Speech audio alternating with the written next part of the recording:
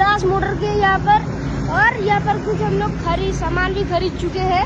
और यहाँ पर हम हमारे इस मोटरसाइकिल के लिए कुछ सामान लेने आए थे। एक ये एयरक्राफ्ट लाइट और ये कुछ स्टिकर्स। और चलते हैं अब अंकल के पास। ये यामाहा का दो स्टिकर, ये प्रो टेपर का 2 स्टिकर, और ये एयरक्राफ्ट लाइट, और ये एक माफिया स्टिकर। और ये देखो ये कैसे चलता है। तो हो चुका है हमारा ये छोटा सा मिनी ब्लॉग। तो अब हम चलते हैं।